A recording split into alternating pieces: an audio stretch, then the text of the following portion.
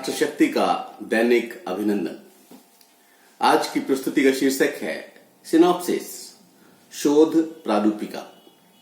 बहुत ही महत्वपूर्ण है ये लघु शोध और शोध के विद्यार्थियों के लिए।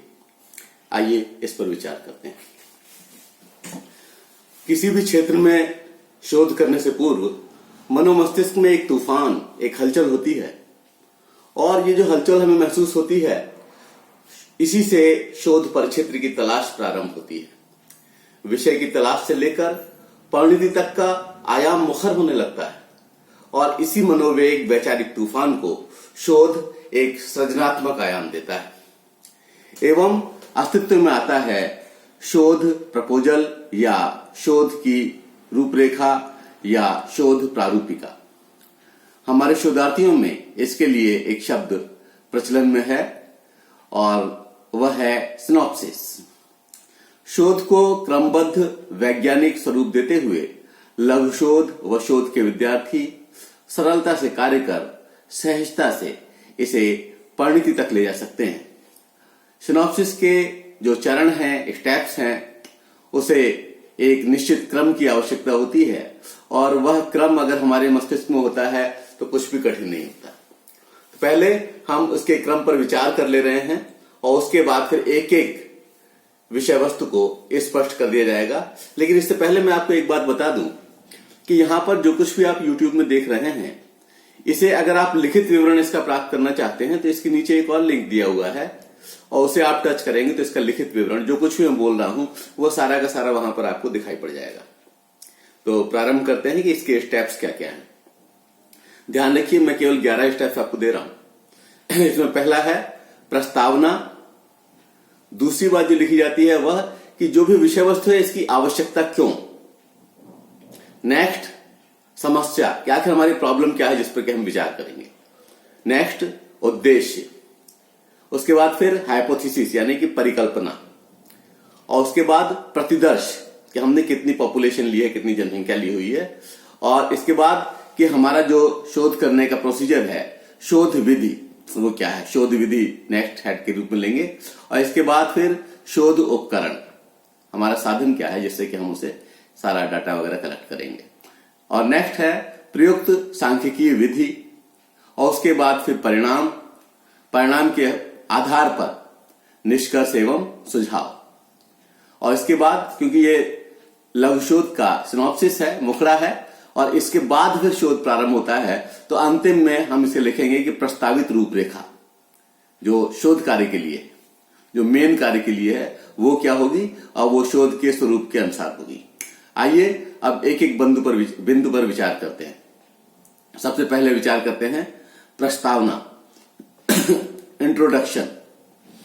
जिस तरह रत्नगर्भा पृथ्वी के गर्भ से प्राप्त अयस्क परिशोधन से शुद्ध धात्विक स्वरूप प्राप्त करते हैं, उसी प्रकार हमारे मस्तिष्क में उमड़ते घुमड़ते तथ्य प्रकटन के लिए अपने परिशुद्ध स्वरूप को प्राप्त करने के लिए प्रयास करते हैं और हम अपनी क्षमता के अनुसार उसे बोधगम्य बनाकर उसका प्रारंभिक स्वरूप प्रस्तुत करते हैं, जो मूलतः हमारे विषय में जो कुछ गहनता है उससे संबंध रखता है। शीर्षक से जुड़ाव का यह मुखड़ा भूमिका या प्रस्तावना का स्वरूप लेता है। इसके शब्द हमारी क्षमता, अधिगम स्तर और प्रस्तुति कौशल के अनुसार अलग अलग परिलक्षित होते हैं। इसमें वह आलोक होता है जो हमारे शोध का उद्गार बनने की क्षमता रखता है। तो यह प्रस्तावना या जिसे आप भूमिका कहते हैं, उस पर हमने विचार किया।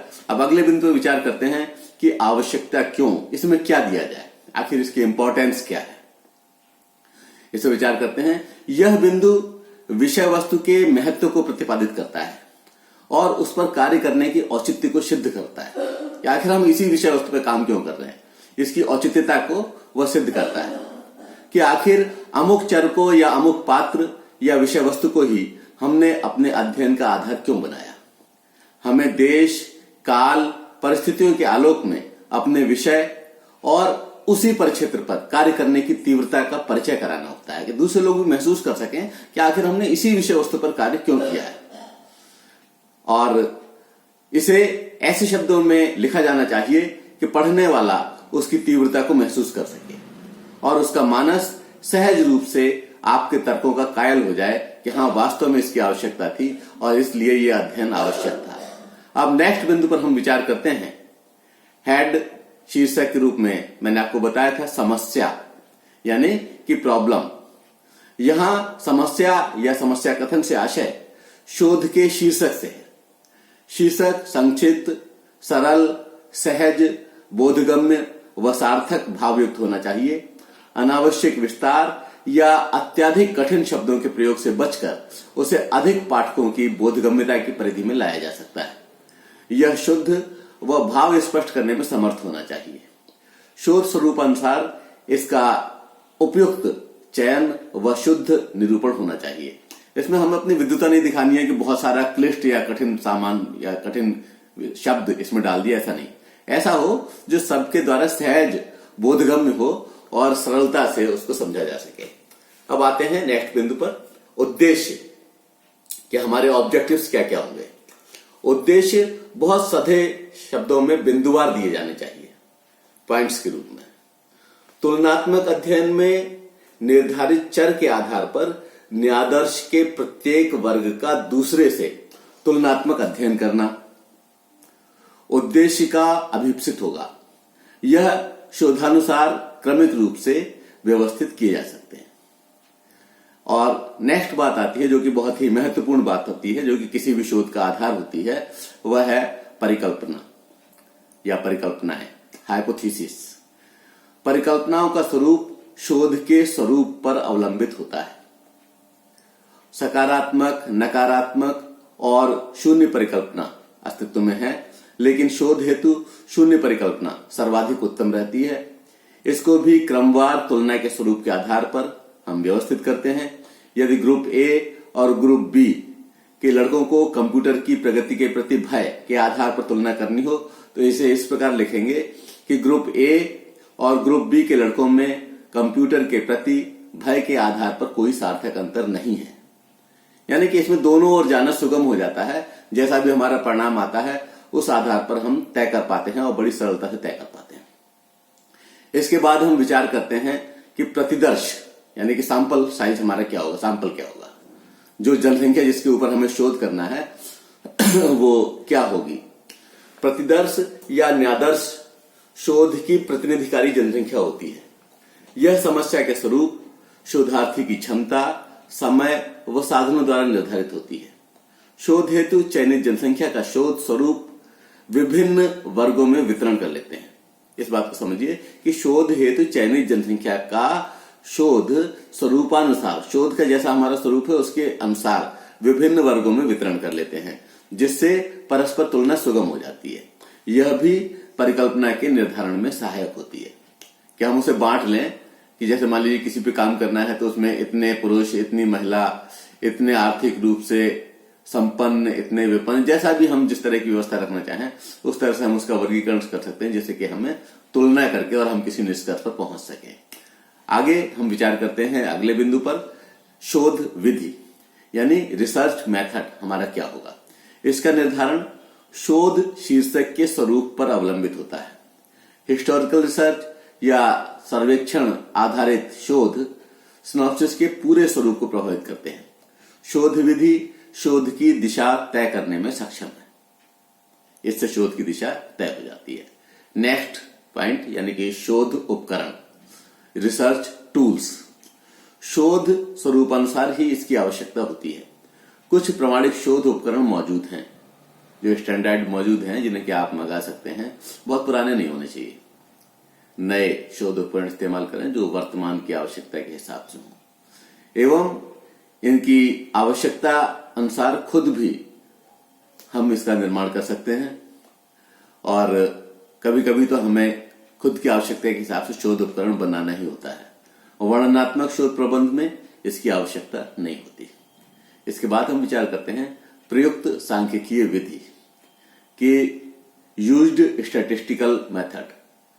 जिन शोध के प्राप्त समंक के रूप में हमें प्राप्त होते हैं, यानी जो शोध हमें समंक देते हैं और उसके आधार पर हमें कुछ काम करना होता है। उनसे किसी निष्कर्ष तक पहुंचने में शोध की प्रवृत्ति के अनुसार सांख्यिकी का प्रयोग करना होता है। यहां केवल प्रयुक्त सूत्र एवं उसमें प्रयुक्त अक्षर का आशय लिखना समीचीन होगा। यानी कि आप उसमें फार्मूला लिख दीजिए और फार्मूला के जो विभिन्न शब्द इस्तेमाल हुए हैं उसका क्या मतलब है उसको आप उसमें स्पष्ट कर दें। और इसके बाद परिणाम, निष्कर्ष एवं सुझाव, रिजल्ट, आउटकम एंड सजेशन। इस भाग में केवल इतना लिखना पर्याप्त होगा कि प्रदत्तों का सांख्यिकीय विश्लेषण से प्राप्त परिणामों के आधार पर यह निष्कर्ष हमें प्राप्त हुआ है। और क्योंकि हमें अभी सिनॉप्सिस बना रहे हैं तो हम इसको इस तरह से लिखेंगे कि इस भाग में केवल इतना लिखना पर्याप्त होगा कि प्रदत्तों के सांख्यिकीय विश्लेषण से प्राप्त परिणामों के आधार पर निष्कर्ष निकाला जाएगा एवं भविष्य हेतु सुझाव सुनिश्चित किए जाएंगे कि भविष्य के शोध किस तरह से हो और भविष्य में इसके फायदे कैसे उठाए जा सकते हैं जो हमने ये कार्य किया हुआ है। और अंतिम अब तक के सारे जो सिनॉप्सिस है हमारी कि हमने उस पर एक प्रपोजल तैयार किया कि हम ये करेंगे ये करेंगे ये करेंगे, तो उसके आधार पर एक अंतिम वो निकल करके आ जाएगा कि आखिर हमारे रिसर्च का स्वरूप क्या होगा। हमारी जो हम पीएचडी करने जा रहे हैं या डीलिट करने जा रहे हैं या एमएड या किसी हायर एजुकेशन के किसी भी विषय से जुड़े हुए उसमें हम अपना लघु शोध या शोध लिखने जा रहे हैं, तो उसमें हमारे कौन कौन से पॉइंट्स होंगे बहुत ध्यान से सुनने की आवश्यकता है। और इसमें हम 5 या 6 चैप्टर्स में इसको पूरा कर लेते हैं। सबसे पहले प्रस्तावना, यानी कि प्रस्तावित रूपरेखा शोध के स्वरूप के अनुसार होती है। प्रपोज्ड फ्रेमवर्क जो है, जैसा आपका शोध का टाइटल होगा उसी की मांग के अनुरूप ही होगा। तो सबसे पहले प्रस्तावना तो हम सभी में लिखते हैं। दूसरा जो अध्याय होता है हमारा वो संबंधित साहित्य का अध्ययन कि इससे जुड़ा हुआ और कौन कौन सा साहित्य उपलब्ध है।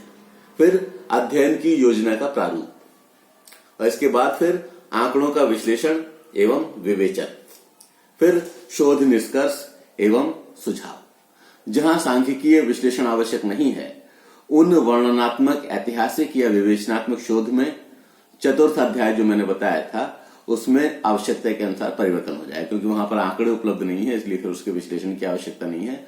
वो उसका आधार आपने जो भी बनाया है उस आधार पर विश्लेषण किया जा सकता है। तो इस तरह से आपने देखा कि हमने लघु शोध के लिए प्रपोजल या सिनॉप्सिस तैयार की और ये सिनॉप्सिस बहुत बड़ी नहीं होती, संक्षेप में आप इसको लिखिए और इसके बाद आपका शोध कार्य प्रारंभ होगा। तो सिनॉप्सिस को सुनने समझने के लिए आपका बहुत बहुत धन्यवाद।